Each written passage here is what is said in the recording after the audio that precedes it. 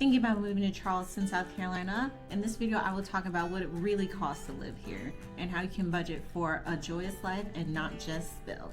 Hi, my name is Crystal. I'm a holistic realtor here in Charleston, South Carolina, and I help millennial and Gen Z home buyers relocate to the home of their dreams. In this video, we will break down transportation, groceries, and utilities so you can truly enjoy your life here in Charleston. Okay, so the median rent depends on the area. So there's gonna be Charleston, which includes downtown Charleston, West Ashley, James Island, all in that little area. And then there's Upper Charleston, which includes North Charleston, Somerville, Goose Creek, and a couple other places. So there will be a difference in terms of price. So when it comes to renting in downtown Charleston can range from $2,000 to $3,000 a month. Renting in the upper part of North Charleston, that could range from around $2,000 to $3,000. Buying your average home in the Charleston area ranges from $500K to $750. And buying your average home in the upper peninsula would range from $300K to around $500K. You could get up there, but then you're just kind of getting into extravagant homes. Some hidden costs of buying a home here are flood insurance, HOA fees, property taxes, and utilities. So when you're buying a home, be sure to have a little bit of cushion in your budget to factor in those fees. So depending on where you live, walkability may not be possible. In the upper parts of Charleston, it is more car dependent. You will have to drive everywhere. You would have to factor in gas and car insurance and things like that, but I'm pretty sure everyone kind of has that in their budget anyway. And for downtown Charleston, it's a very walkable city, so you don't have to do it, but it's still good to have a car. So here is my soulful tip. Consider a neighborhood that fits in with your lifestyle, whether you want to be in the center of a walkable city or you want to be out in nature or near the water. Sometimes lifestyle matters more than price. Now, groceries and daily living kind of go hand in hand. I don't know about you, but I'm a foodie and I love to eat. So depending on your lifestyle, if you want to go out more to eat, downtown has tons of restaurants. Charleston Food and Wine is huge here. There's lots of great chefs that make their name out here in Charleston. Or if you're a person that prefers home cooked meals, being close to a grocery store with fresh organic foods might be a better option for you. So Mount Pleasant has a lot of great natural food stores like Fresh Market, Trader Joe's, Whole Foods. Out in Somerville, we do have a fresh organic option called Earth Fair. And of course you have your traditional grocery stores. Our grocery store is Publix or Harris Teeter. There are also local farmers markets throughout the spring and summer season. They hold it either every weekend in the morning or they hold it on occasional Thursday or Friday.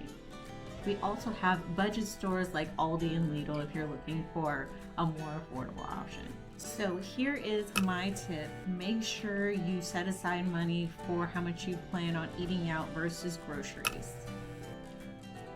Now, transportation here is needed if you are in the Upper Peninsula area. You will travel throughout Charleston. That can take anywhere from 30 minutes to an hour depending on traffic levels and conditions.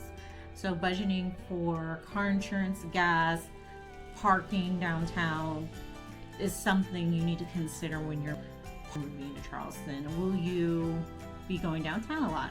Will you be in the upper part of Charleston a lot? Will you be going to the beach a lot? Gas prices here aren't too bad. I've traveled around to places like California, New York. They tend to be $5 to $6 per gallon. Here, they're staying steady around $2 to $3 per gallon. Charleston is not super walkable unless you live downtown. So if walkability is something important to you, buying or renting in downtown Charleston, walkability needs to be your priority. There are also public transit systems like the CARTA. Right now, Charleston really hasn't built out its public transportation system. So while it's not as dependable as New York or California, the CARTA comes about every hour. So if you rely on public transportation, that's something you have to consider, is that the bus is not so great. And of course, we do have ride shares like Uber and Lyft. So if you're in a pinch and you don't have a ride, you can just order a cab on those apps. The average utilities in Charleston depends on different factors. It can depend on the size of your home. It can depend on the efficiency of your appliances. So that can range from about $150 to probably the high end of $300. I'm just imagining a huge home. Now, I said this before and I'll say this again. Charleston is a great place for remote workers.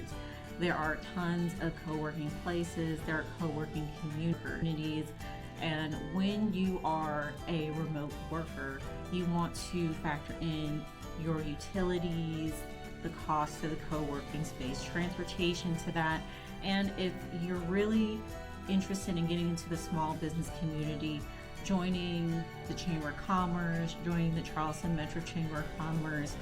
So membership fees, in addition to any other costs that come with interested in getting into working remotely. Being a remote worker in Charleston is probably one of the best things because we have mild, sunny weather nearly all year. So not only does that put you in a great mental space, it makes connecting, sunny, and working so much easier. So here's my pro tip for relocating to Charleston. If you are a remote worker, budget for those co-working spaces so you can tap into that remote working community. Last but not least, budget for what brings you joy. It's not all about bills at the end of the day. You're moving to Charleston to improve your quality of life. So budgeting for those things you enjoy is very important. I myself enjoy fresh flowers every month and a good cup of coffee every day. And so budgeting for things you like the gym, or going to a wellness spa, or getting a massage every month should be included in your budget. And let's not forget about those events. Charleston does have a lot of free events, but sometimes you want to go to something a little bit more exclusive, so be sure to budget for those events. The spring and summer is a great time to go out and go to live concerts and music halls and farmers markets. Those events tend to be free, but events at the concert venue like the Music Farm or Great Time or the Charleston Chamber tend to cost a little bit more.